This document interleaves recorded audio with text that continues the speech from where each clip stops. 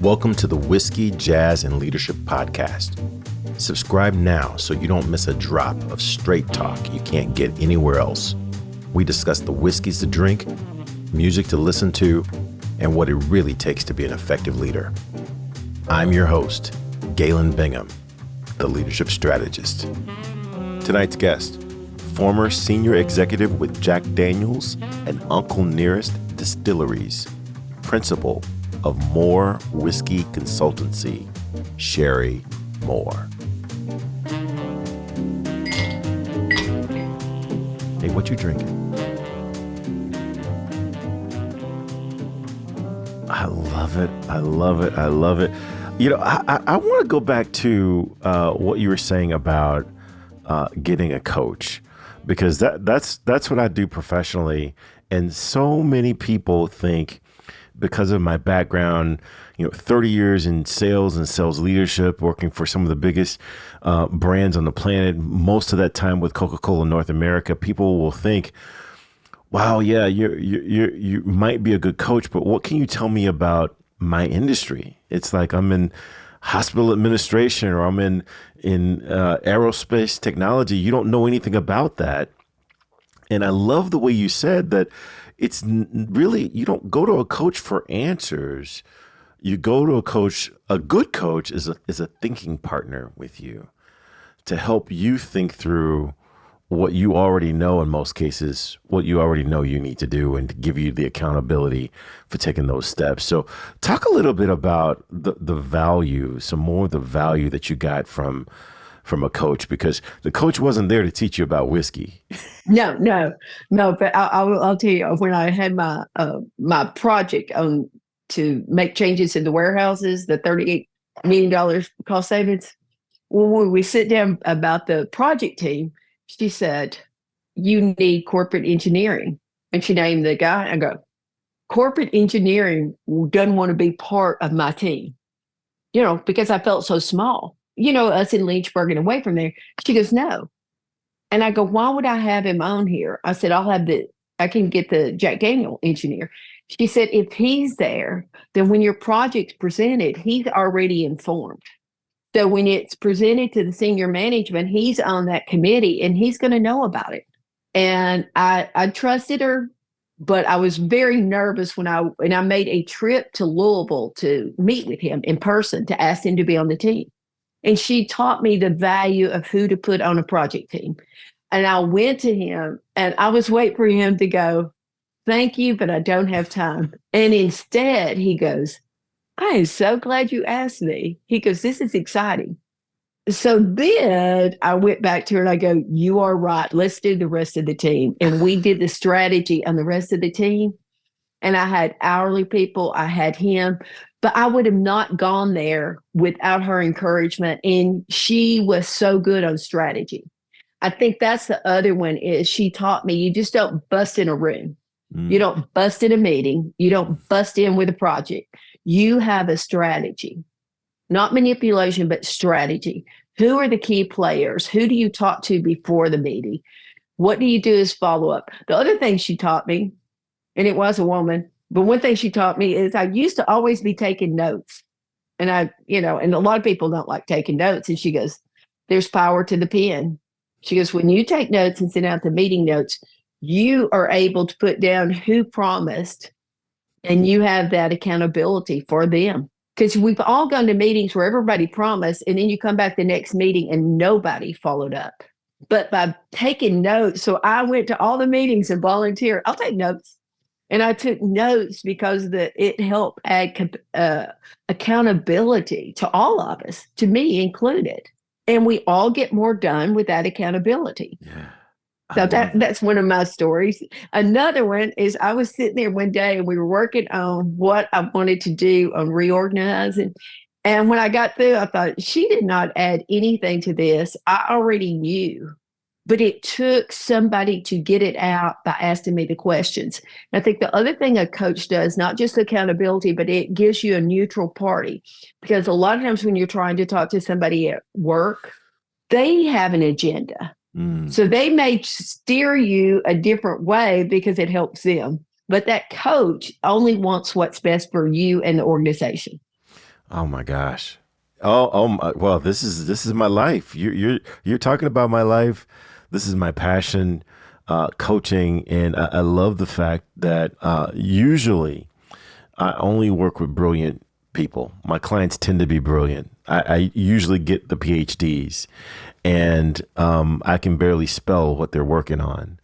But if I do my job right, then they are advancing their initiatives, and they gain clarity as to what they're trying to accomplish, and they gain courage to take the steps that they already know that they need to take.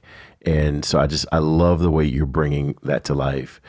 Yeah, I want to go back to kind of your leadership or success philosophy, because I talk all the time about how my belief and my success philosophy is that everyone is designed to be the greatest in the world at something, and their life really begins once they find their thing, and they start living out that greatness. But your philosophies really kind of go back to old school biblical text.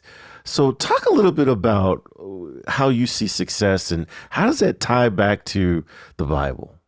Yeah, I just ran across, I mean, I was already studying leadership, had the coach, and I read that verse about David and that he led or he shepherded with integrity of heart, but with a skillful hand.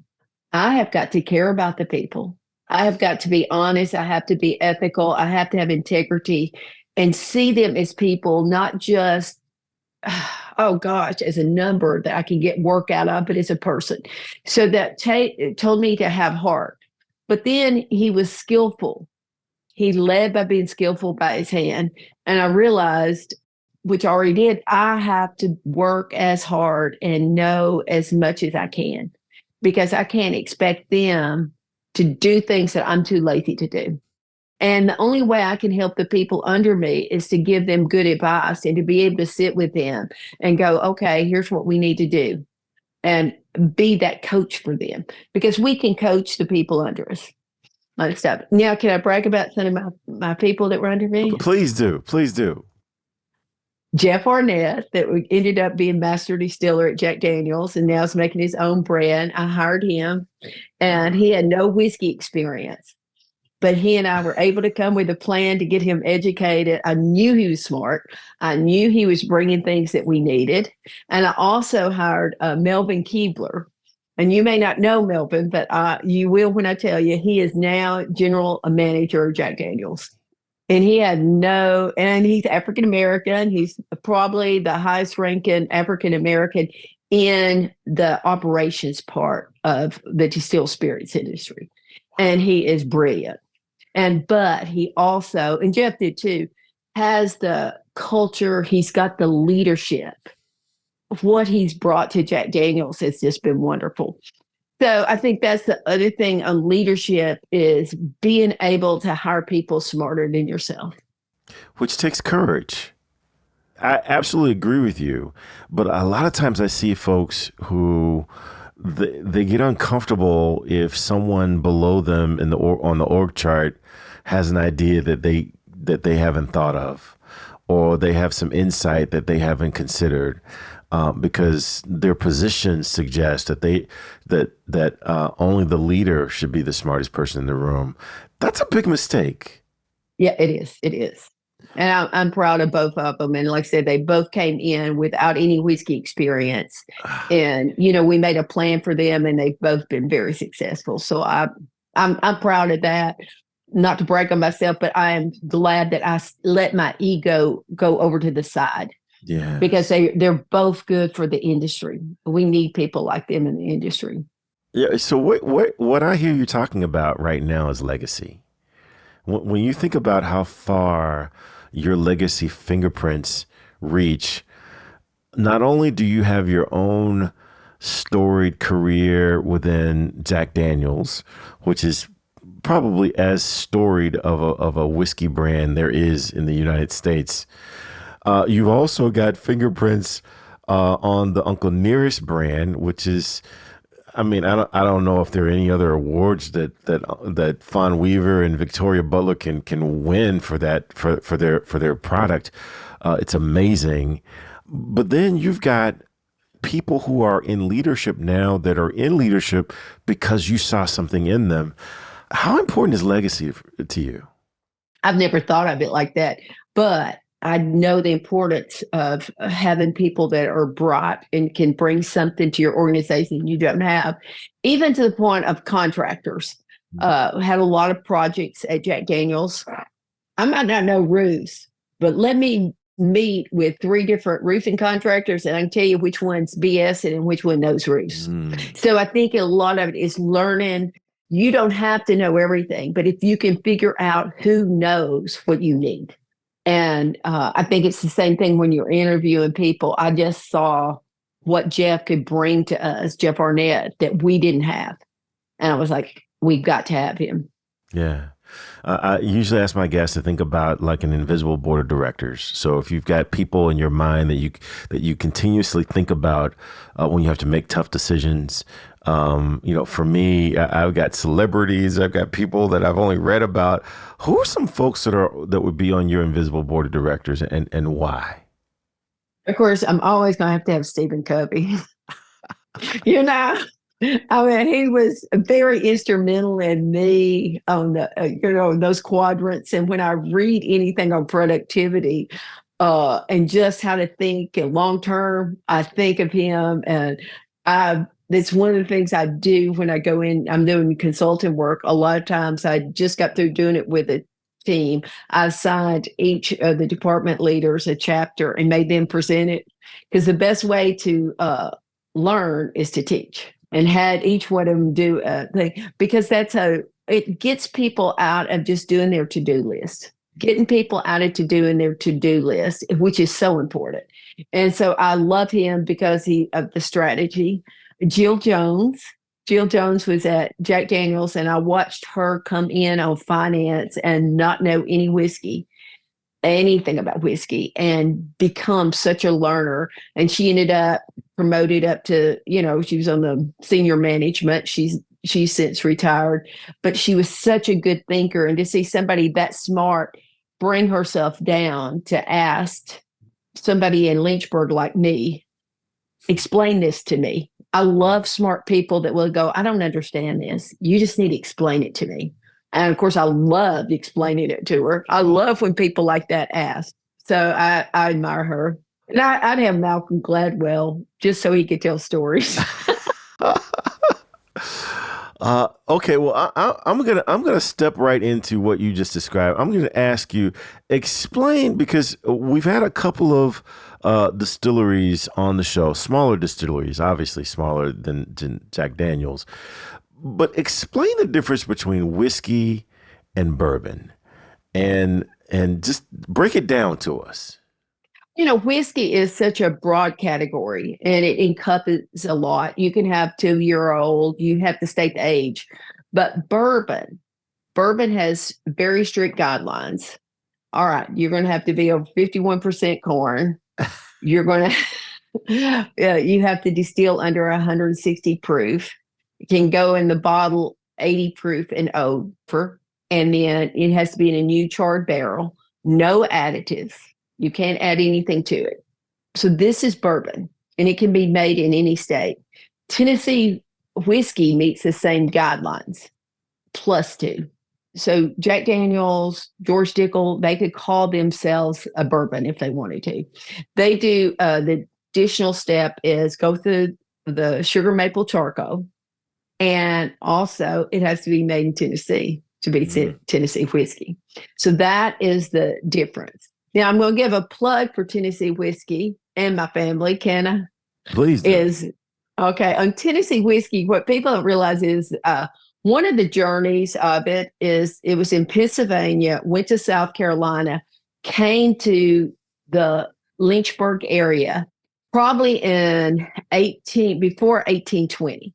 And that was the Lincoln County process. And they didn't call it the Lincoln County process. And the family records are showing, not any documentations, you don't see the receipt, that it was sold for $125, which was a lot of money. But I love that, and this is where I give that a lot of Kentucky distilleries, a lot of Pennsylvania distilleries, they did the charcoal mellowing. But after Prohibition and the distillery started back, Uncle Lem, who, of course, Jack had already died before Prohibition, when he brought back Jack Daniels, he made sure he added that step back. They believed in it. And he could have easily dropped that because actually there was no category of Tennessee whiskey then. He could have dropped that step, but he believed in it and he brought that step back after Prohibition. But people think that it's only in Tennessee, but it was in lots of states used charcoal filtering before it went in the barrel. But I like that the only person that brought it back was in Tennessee.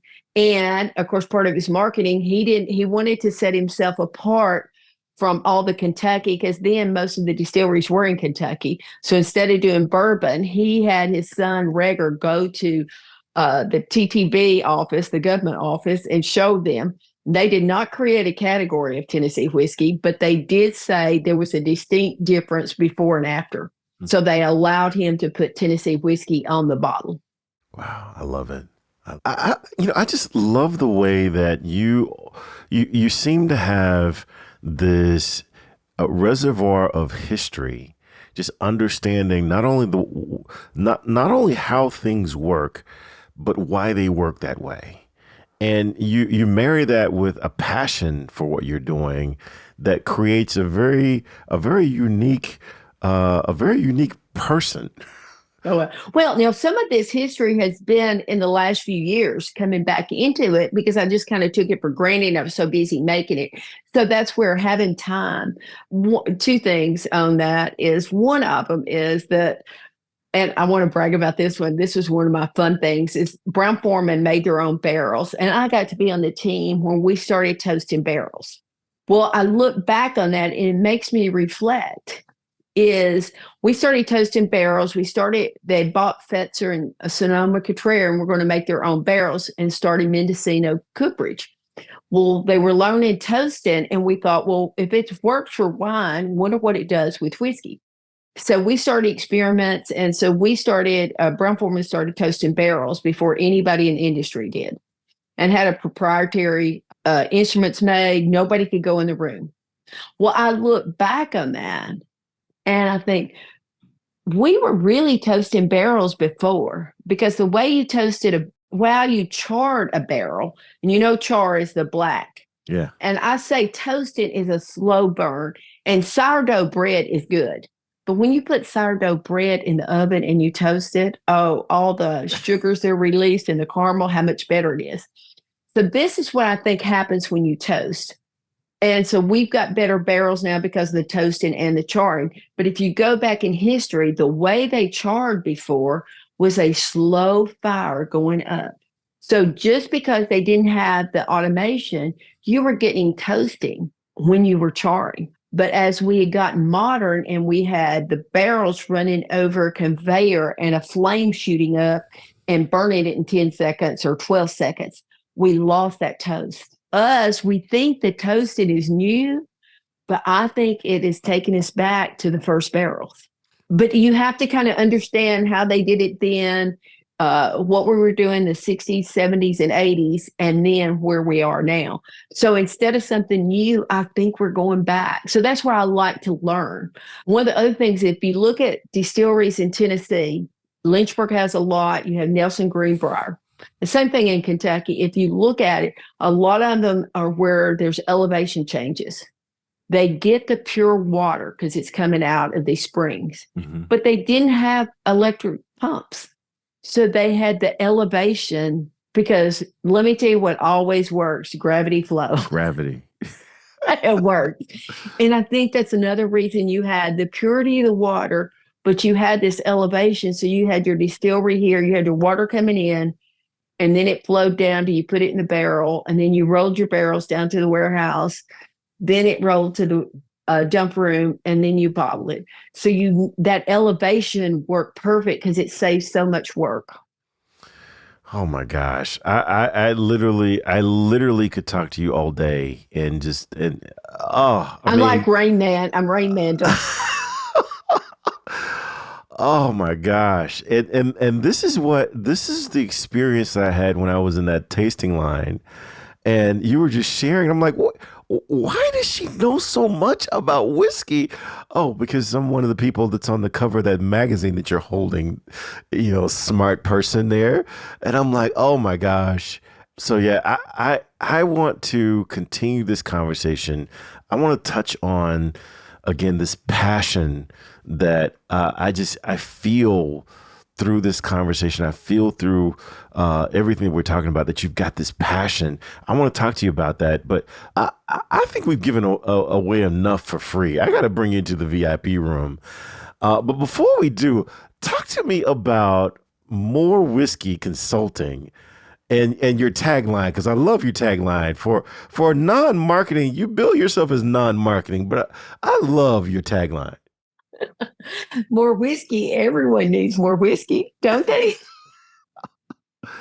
I'm doing consulting work. I spent a lot of time in Kentucky. Spent about a year up there working with different people. It was good for me, but it was very intentional. There were some things that I had never experienced with like flavored whiskeys and creams. So I made sure I worked at a place to where I got exposure to those. And at that place, we were bottling for about 50 different clients and had 7 bottling lines. So it got me back into really understanding packaging so that when I went to work with other people, I can say, this is what kind of filler you need. This is what kind of Yeah. cleanser. So that was good for me. And now I've been helping other distilleries. One of the things that I do when I go in is there's another business book I like is Toyota Way. Mm, And I like their principles. And even though it's about car manufacturing, I think it's the same here. It's about people, it's about continuous improvement, it's about getting the ideas from the people on the floor. Is we've got to involve the distillery operators, the people in the warehouses. Every team I had at Jack Daniels, if I ever had any project team, I made sure, or even not a project team, it may be that we're going to put in a new piece of equipment. I made sure I had one of the operators come in and sit in those meetings. They may not say anything, but they were listening. And then afterwards they go, this won't work because of this, or have y'all thought of this? So I really believe in that the people doing the job have the knowledge. mm, And I believe that staying in an office, you're never going to solve the problems you have by getting out on the floor and operations and actually watching and talking to the people. So I try to go in and kind of start with this is why I'm asking you to do this, getting in there to where they're trending data. Yeah, right now, y'all have got all this, but we need a daily report that feeds into a monthly report that feeds into an annual report. You need to be watching all this trending data because you want your color, you want your pH, you need all these things because drifting what will get you. You know, you drift, your pH drifts 0.10 or whatever in a year's time. You don't think it's a big deal, but over 5 years, you've yeah. drifted quite a bit. So that's why. So I go in that and quality systems, but trying to explain why I'm asking them to do this. Not that we're going to have a continuous improvement team. No, we have got to continue to get better. One of the things that I had read a book and I loved it. He said, take the attitude of a company like Jack Daniels. We were making money, but I kind of took the attitude, what if we were going to have to close down? What if we were Mm, losing money? Because the most creative people in manufacturing are the ones that are getting ready to shut down. And that creativity comes and they learn to cut costs, they learn to make it easier, they do things. So I try to take that. Let's not think about our successes. What would we do right now if we had to cut costs? If we had an employee that just got a severe injury, what would we do so yeah. this doesn't happen? So I like taking that approach rather than beating our chest that we're so good. Oh my gosh, I've got to bring you into the VIP room because I've been promising this conversation for the past 3 years. But before we go, how can people get a hold of you if they want to gain some insight? Maybe they're at a distillery. They would love to have some of your experience as they're making decisions. How can they get a hold of you? I actually don't even have a website because I haven't needed it. People just message me. I'm on Instagram is Sherrie Moore Whiskey. And of course, that's whiskey with an EY. And I'm Of just course.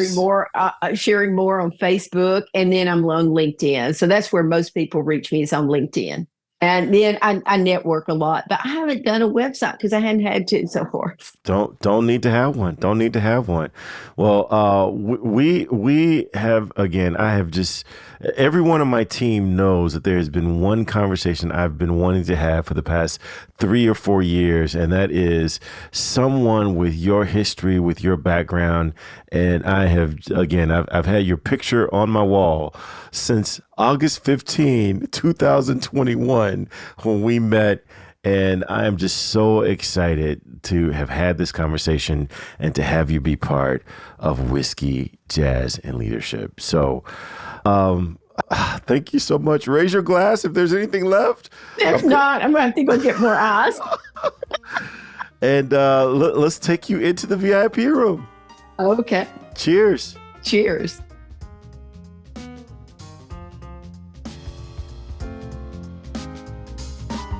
Hey, it's not too late.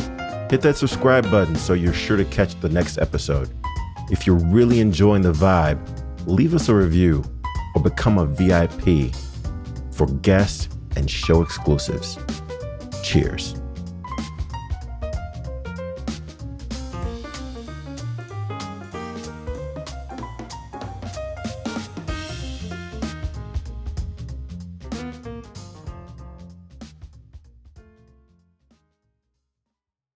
This podcast is a part of the C-Suite Radio Network. For more top business podcasts, visit c-suiteradio.com.